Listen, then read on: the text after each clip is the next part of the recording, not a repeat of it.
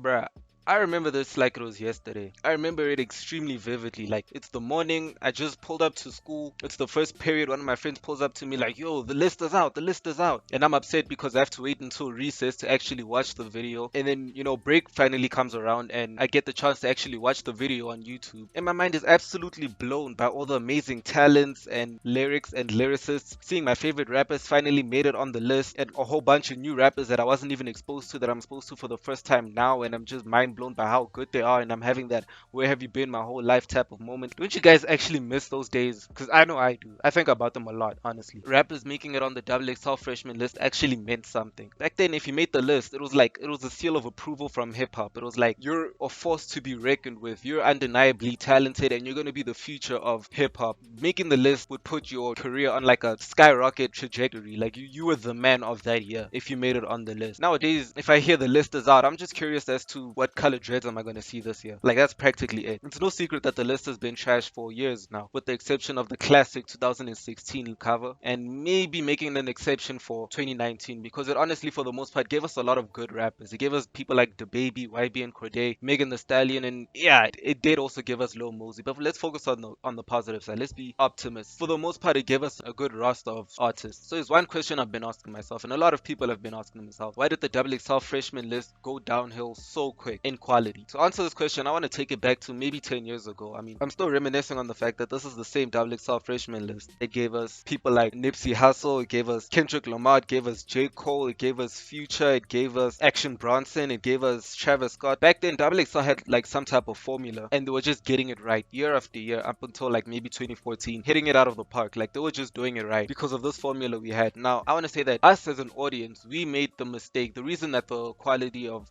the XXL Freshman List went down so hard. The fact that it hit us so hard was because we made the assumption that XXL, the formula they were using, the key element, they were just looking for artists that were good. They were looking for artists that were the best in their field, the best lyricists, the best musicians in general. That was our era, because one thing I've realized is that XXL doesn't give two shits about quality of music or who's the best, who's the actual best, because at the end of the day, XXL is a company, and the company's primary objective is to make revenue, is to make a profit, is to make money. So what I'm trying to say is that XXL, the key ingredient, the key formula into finding these XXL freshman rappers, has never been the quality of the music. It's always, the key element has always been this thing called clout. That's what they've always looked for. They've always looked for who are the rappers that are buzzing the most, who has the most eyes on them, basically. Because if you think about it, the fact that YouTube is probably XXL or one of XXL's primary mediums of accessing their audience, they're looking for views. So obviously putting somebody like Blueface or Lil Mosey on their covers will obviously profit them more. It'll obviously, especially with an audience of teenage hip hop listeners, it'll obviously bring more of an audience and more people to view their videos rather than putting actual talented people like Griselda or Freddie Gibbs. That's why being a XXL freshman doesn't matter anymore, because it doesn't even mean that you're gonna last in the industry. It just means that as of right now, as of this very moment, you're popping, you're making a buzz, you have a lot of eyes on you, but that's practically it. It's a very temporary moment in the limelight. I mean, look back at like 2013, which is the best year. It's not an opinion, that's a fact. That was the best cover. It had so many people that actually ended up lasting in the industry. Absol, Action Bronson, Logic, Dizzy Wright. It had so many actually talented artists that ended up lasting in the industry. Now, look back at like 2016. Do you guys remember Ugly God? Do you guys actually remember what happened to him? Last thing I actually heard of him, even though he made the XXL cover spot, the last thing I actually heard about him was he was wearing a MAGA hat trying to get some attention before he released new music. That was it. That's a very good testament as to what XXL means today. Now, granted, in 2019, they kind of almost got the formula right. They honestly did. It looked like they actually put more effort into giving us new artists, good artists, but at the same time, they gave us YK Osiris. So, in my opinion, I can see 2020 possibly being a good year, maybe with people like Lil Baby or Ghana on the cover spot, but for the most part, I lost hope. I lost all hope when I saw Matt Ox as a candidate back in 2018. So, in 2020, while you're waiting for the list to come out, one thing you should keep in your mind is that XXL's main priority is clout. They're looking for anybody with clout, and as we're living in the era where a lot of the rappers popping right now are internet rappers, quote unquote, I don't really see this trend ending anytime soon, so you probably shouldn't get your hopes high.